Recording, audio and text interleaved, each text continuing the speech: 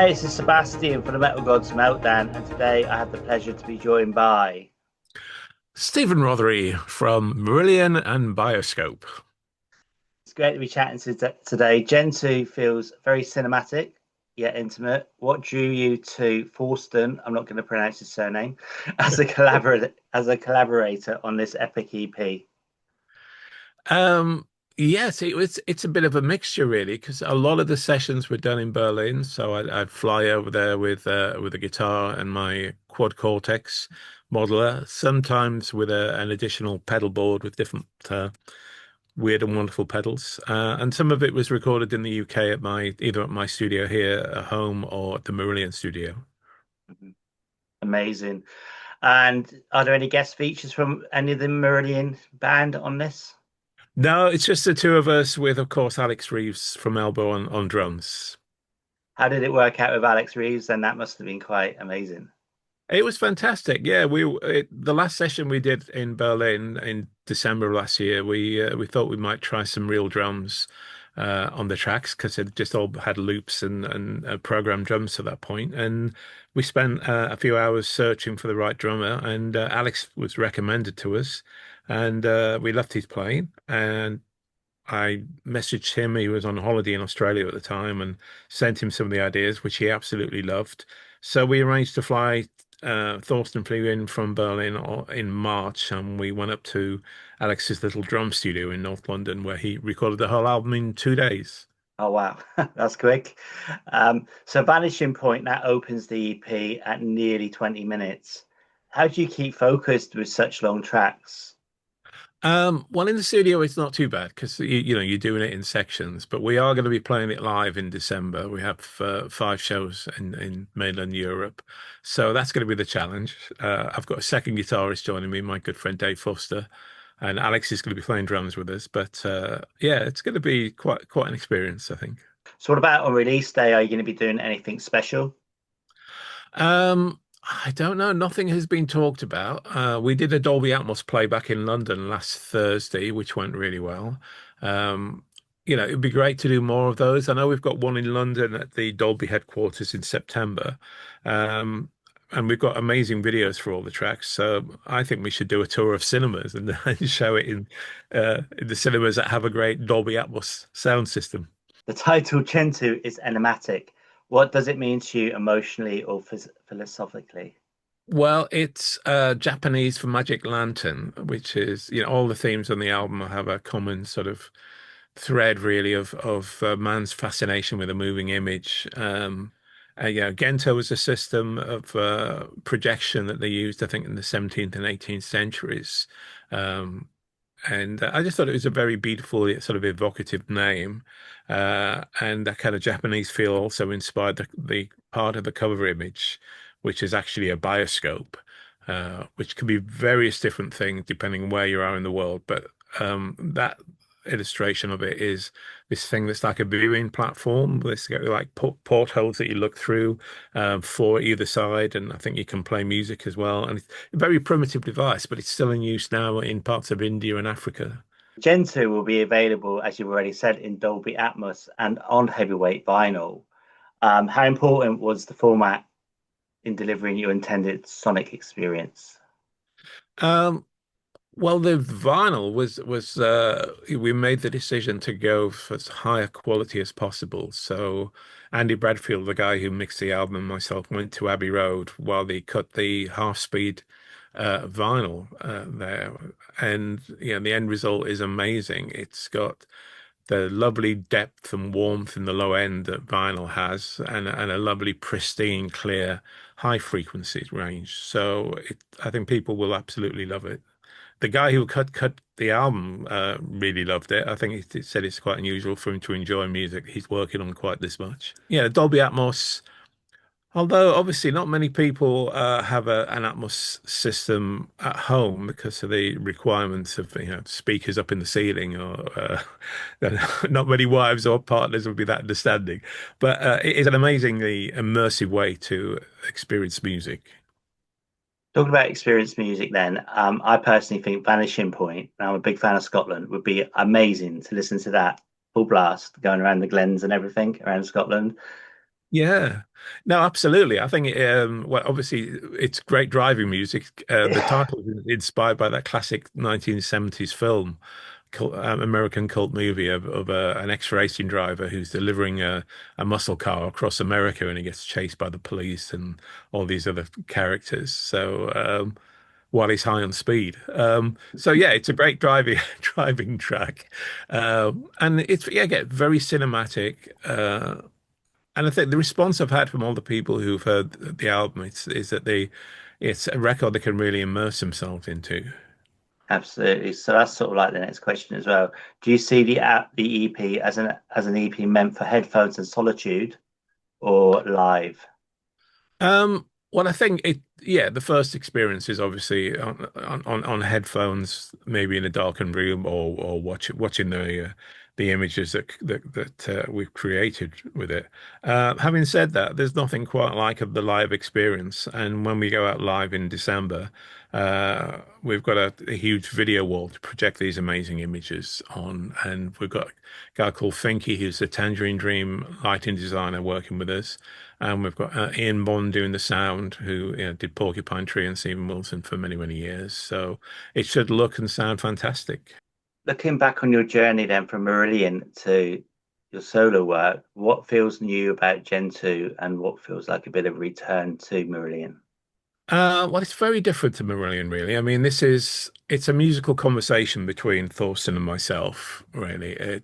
Nothing was planned or scripted. It's purely born out of inspiration and improvisation, really. So something that happens with the two of us when we get together and our two worlds collide, you could say. But I think it works really well. It's very relaxed to create. We got on really well, got the same sense of humor, and we had a lot of fun making this record. Although it took 6 years from the original starting point because of the pandemic and because of everything else, we probably only worked together for about 5 weeks in total. So it's quite an achievement, bearing that in mind. You sort of answered this already though. If Gentō were a film, what genre would it be and who'd direct it? I don't know. Um, It would be something set in a city like Tokyo. Maybe Christopher Nolan directing. Are there plans to take this to Japan then? Oh, I'd love to. I'd love to tour the world with it. At the moment, Marillion takes up a great chunk of my time, as does Tangerine Dream with Thorsten. So we shoehorned these 5 shows in December, straight after the Marillion weekend in Utrecht. So we have two in the Netherlands, two in Germany, and then finishing in Warsaw in Poland. But I'm hoping we can do some more in April of next year. But it really depends how long the Marillion album takes. We go back in the studio in a couple of weeks to carry on work on that. So we'll know more in a few weeks. Cool. I remember catching you guys at the Sage in Gateshead a few years ago, just before all the COVID madness. But the first time I ever saw you guys was my first ever gig. That was at St. Austell in Cornwall, Misplaced Childhood Tour, and that was Ah, fantastic. right. So, Yeah, well, we got another show in Cornwall at the end of September, actually. We're playing a festival on a beach. which would you say is the most misunderstood Marillion song? Misunderstood. Well, there's tracks that I don't understand. I think we're pretty consistent in our output. I think with every album, there's been at least two or three really strong songs. Probably the song that I one of the songs I dislike the most probably would be Most Toys. I think I'm not quite sure what drugs we were on when we tried to write that, but whatever it was, it didn't really work. I thought actually you were going to say the infamous Kaylee. Um, No, does Kaylee's was a pleasure to make that whole album. It's 40 years this year, I know. and it's a song that paid my mortgage, so love it. Whenever you hear someone like named Kaylee, does it always make you smile? Because that is the song, isn't it? That is the name. That's why people name their girls Kaylee. Yeah, yeah. No, I think it's a beautiful girl's name, and yeah, no, I'm proud of the song and proud of the the moment of fame that we had back there in the mid 80s. In a way, I'm glad things didn't continue at that level because it would have probably destroyed the band. But to have experienced it was it was fun. The whole flying back in a Learjet to do Top of the Pops. Yeah, it's something you remember. How difficult was that with Top of the Pops having to mime in front of a bunch of teenagers? Well, we've done it all the way from I think late '83, so you kind of get used to it. It's just funny watching all these youngsters trying to dance to your music, especially when we did things like Garden Party. They were kind of more like sporadically jerking, like they've been electrocuted, I think, than because they couldn't dance to it. But it's funny, we don't exist in that world. You can pop your head in and say, hey. And with a song like Kaylee, you kind of achieve a certain mainstream success and recognition, but it's not the world that we really live in. So, what about the new Marillion album? Can you give us a little bit of insight into that and what can we expect? We've got 5,000 ideas on our SoundCloud page, but we haven't got any songs yet. So it could go in any direction you can imagine. We will make sure it's a great album. I think it's more important that it's a great record than it is that it's out at any particular time, be it next May, June, September, October, or even next year.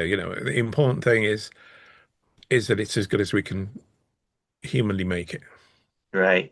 And going back to the EP, which is what we're here for, when you play live, what are you going to be playing some Marillion songs, or are you going to be mixing it up with a bit of Tangerine Dream, a bit of everything, even an Aussie song?